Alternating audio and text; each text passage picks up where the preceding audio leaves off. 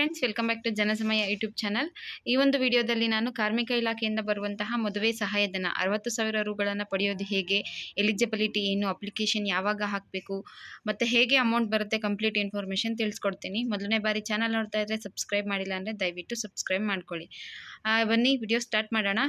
ಕಾರ್ಮಿಕ ಇಲಾಖೆ ಇಂದ ಬರುವಂತಹ ಮದುವೆ ಸಹಾಯಧನ ಪಡೆಯೋದಕ್ಕೆ ಮೊದಲನೇದಾಗಿ ನಿಮ್ಮ ಬಳಿ ಲೇಬರ್ ಕಾರ್ಡ್ ಇರಬೇಕು. ಲೇಬರ್ ಕಾರ್ಡ್ ಚಾಲ್ತಿಯಲ್ಲಿರಬೇಕು. ಲೇಬರ್ ಕಾರ್ಡ್ದು ಡೇಟ್ ಮುಗ್ದೋಗಿತ್ತು ಅಂದರೆ ರಿನಿವಲ್ ಮಾಡಿಸ್ಕೋಬೇಕು.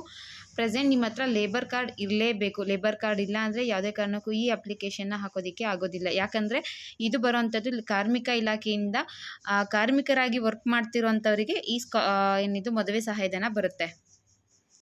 ಇದು ಬಂದು ಕಾರ್ಮಿಕ ಇಲಾಖೆಯಿಂದ ಬರುವಂತಹ ಸಹಾಯಧನ ಆಗಿರುತ್ತೆ. ಈ ಸಹಾಯಧನ ಪಡಿಬೇಕು ಅಂದರೆ ನಿಮ್ಮ ಬಳಿ ಲೇಬರ್ ಕಾರ್ಡ್ ಇರಲೇಬೇಕು. ಲೇಬರ್ ಕಾರ್ಡ್ ಹೊಂದಿರೋರು ಮಾತ್ರ ಮದುವೆ ಸಹಾಯಧನವಾಗಿ 60,000ಗಳನ್ನು ಪಡೆಯೋದಕ್ಕೆ ಸಾಧ್ಯ ಆಗುತ್ತೆ. ಮತ್ತು ಇನ್ನೊಂದು ಏನಪ್ಪ ಅಂದರೆ ಲೇಬರ್ ಕಾರ್ಡ್ ಪ್ರೆಸೆಂಟ್ ವರ್ಕಲ್ಲಿ ಇರಬೇಕು. ನಿಮ್ಮ ಲೇಬರ್ ಕಾರ್ಡ್ದು ಡೇಟ್ ಮುಗ್ದೋಗಿದ್ರೆ ರಿನ್ಯೂವಲ್ ಮಾಡಿಸ್ಕೋಬೇಕು. ಮತ್ತೊಂದು ಅಂಶ ಏನಪ್ಪ ಅಂದರೆ ನಿಮ್ಮ ಹಳೆಯ ಲೇಬರ್ ಕಾರ್ಡ್ನ ಸೇವಾ ಸಿಂಧು ಲೇಬರ್ ಕಾರ್ಡ್ನ ಡಿಜಿಟಲ್ ಲೇಬರ್ ಕಾರ್ಡ್ ಆಗಿ ರಿಜಿಸ್ಟರ್ ಮಾಡ್ಕೊಂಡಿರಬೇಕು. ಇದು ಮೊದಲನೇದಾಗಿ ನಿಮಗೆ ನೀಡುವಂತಹ ಸೂಚನೆ. ನೆಕ್ಸ್ಟ್ ಪಾಯಿಂಟ್ ಬಂದು ಈ ಸಹಾಯಧನಕ್ಕೆ ಅಪ್ಲಿಕೇಶನ್ ಹಾಕಬೇಕು ಅಂದರೆ ನೀವು ಕಾರ್ಮಿಕ ಇಲಾಖೆಯಿಂದ ಬರುವಂತಹ ಲೇಬರ್ ಕಾರ್ಡ್ನ ಹೊಂದಿರಬೇಕು. ಕಾರ್ಮಿಕ ಇಲಾಖೆಯಿಂದ ನೀಡುವಂತಹ ಕಾರ್ಮಿಕರಿಗೆ ನೀಡುವಂತಹ ಕಾರ್ಡ್ ನಿಮ್ಮ ಹತ್ರ ಇರಬೇಕು. ಈ ಶ್ರಮ್ ಕಾರ್ಡ್ ಇದ್ದರೆ ಅದು ನಿಮಗೆ ಆಗೋದಿಲ್ಲ, ಲೇಬರ್ ಕಾರ್ಡೇ ಇರಬೇಕು. ನೆಕ್ಸ್ಟ್ ಬಂದು ಮದುವೆ ಸಹಾಯಧನವಾಗಿ ನಿಮಗೆ 60,000 ರೂಗಳನ್ನ ನೀಡ್ತಾರೆ. ಇದು ಯಾರಿಗೆ ನೀಡ್ತಾರೆ ಅಂದರೆ ಲೇಬರ್ ಕಾರ್ಡ್ ಯಾರ ಹತ್ರ ಇರುತ್ತೋ ಅವರು ತಮ್ಮ ಮದುವೆಗೆ, ಲೇಬರ್ ಕಾರ್ಡ್ ನನ್ನ ಹೆಸರಲ್ಲಿ ಇದೆ ಅಂದರೆ ನಾನು ನನ್ನ ಮದುವೆಗೆ ಅಪ್ಲಿಕೇಶನ್ ಹಾಕಬಹುದು. ಮದುವೆ ಆದ ನಂತರ ನಾನು ಈ ಅಪ್ಲಿಕೇಶನ್ನ ಹಾಕೋಬಹುದು.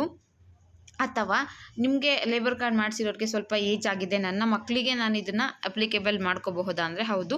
ಲೇಬರ್ ಕಾರ್ಡ್ ಹೊಂದಿರುವಂತಹ ತಮ್ಮ ಇಬ್ಬರು ಮಕ್ಕಳಿಗೆ ಲೇಬರ್ ಸಹಾಯಧನವನ್ನು ಪಡಿಬಹುದು. ಒಬ್ಬರಿಗೆ 60,000 ರೂಗಳಾಗಿ ನೀಡ್ತಾರೆ. ಇಬ್ಬರಿಗೆ ನಿಮಗೆ 1,20,000 ರೂಗಳನ್ನ ನೀವು ಪಡಿಬಹುದು.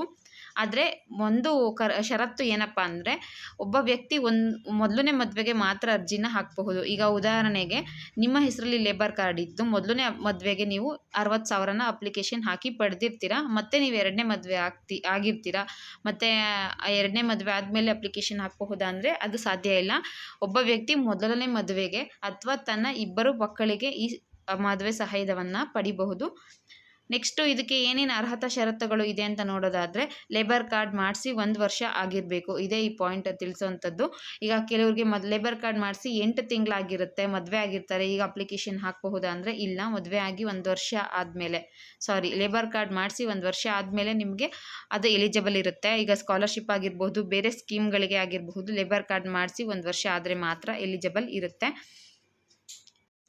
ನೋಡಿ, ನೆಕ್ಸ್ಟ್ ಪಾಯಿಂಟ್ ಬಂದು ಲೇಬರ್ ಕಾರ್ಡ್ ಇರುವಂಥವರು ಆ ಕುಟುಂಬ 2 ಬಾರಿ ಅಪ್ಲಿಕೇಶನ್ನ ಹಾಕೋದಕ್ಕಾಗುತ್ತೆ. ಅಂದರೆ ಅವರಿಬ್ಬರು ಮಕ್ಕಳಿಗೆ ಅಪ್ಲಿಕೇಶನ್ನ ಹಾಕಬಹುದು. ಒಂದು ಮದುವೆಗೆ 1 ಬಾರಿ ಮಾತ್ರ ಸಹಾಯಧನವನ್ನು ನೀಡ್ತಾರೆ. ನೆಕ್ಸ್ಟ್ ಪಾಯಿಂಟ್ ಬಂದು ನಿಮಗೆ ಕಾರ್ಮಿಕನ ಮಗ ಅಥವಾ ಮಗಳು ಯಾರಿರ್ತಾರೆ ಮದುವೆ ಆಗಿರೋರಿಗೆ ಸರ್ಕಾರದಿಂದ ನೀಡಿರುವಂತಹ ವಯಸ್ಸನ್ನು ಅವರು ಹೊಂದಿರಬೇಕು. ಹುಡುಗನಿಗೆ ಇಷ್ಟು ವರ್ಷ ಆಗಿರಬೇಕು ಅಂತ ಇರುತ್ತಲ್ವ, ಹುಡುಗಿಗೆ ಇಷ್ಟು ವರ್ಷ ಆಗಿರಬೇಕು, ಆ ವರ್ಷನ ಅವರು ಕಂಪ್ಲೀಟ್ ಮಾಡಿರಬೇಕು. ಅಂಥವ್ರು ಮಾತ್ರ ಅಪ್ಲಿಕೇಶನ್ ಹಾಕೋದಕ್ಕೆ ಎಲಿಜಿಬಲ್ ಇರ್ತಾರೆ. ನೆಕ್ಸ್ಟ್ ಬಂದು ನಿಮಗೆ ಏನು ಬೇಕಾಗುತ್ತೆ ಅಂದರೆ ಮ್ಯಾರೇಜ್ ಸರ್ಟಿಫಿಕೇಟ್, ನೀವು ಮದುವೆ ಆಗಿರೋದಕ್ಕೆ ಸರ್ಟಿಫಿಕೇಟ್ನ ಹೊಂದಿಸ್ಬೇಕು. ಆ ಅಪ್ಲಿಕೇಶನಲ್ಲಿ ನೀವು ಅದನ್ನು ಅಪ್ಲೋಡ್ ಮಾಡಬೇಕಾಗಿರೋದ್ರಿಂದ ಮದುವೆ ಆಗಿ ಅದು ರಿಜಿಸ್ಟರ್ ಮಾಡಿಸ್ಕೊಂಡಿರಬೇಕು. ನನಗೆ ತಿಳಿದಿರೋ ಪ್ರಕಾರ ಮದುವೆ ಆಗಿ 6 ತಿಂಗಳ ಒಳಗೆ ಅಪ್ಲಿಕೇಶನ್ನ ಹಾಕಬೇಕು ಅಂತ ತಿಳಿಸಿದ್ದಾರೆ.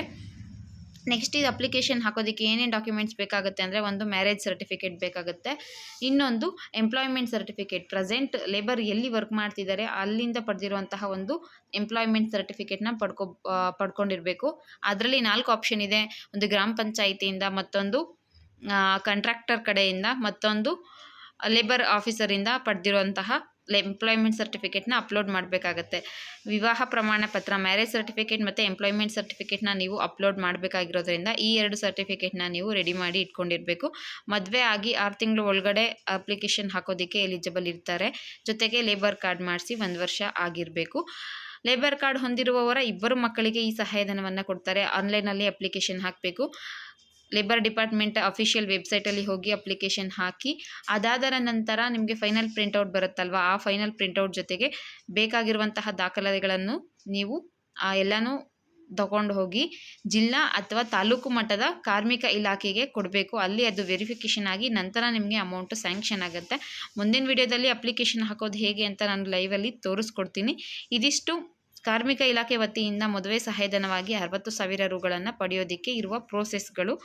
ವಿಡಿಯೋ ಇಷ್ಟ ಆಗಿರೋ ದಯವಿಟ್ಟು ಲೈಕ್ ಮಾಡಿ, ಶೇರ್ ಮಾಡಿ ಮತ್ತು ಸಬ್ಸ್ಕ್ರೈಬ್ ಮಾಡಿ. Thank you for watching friends.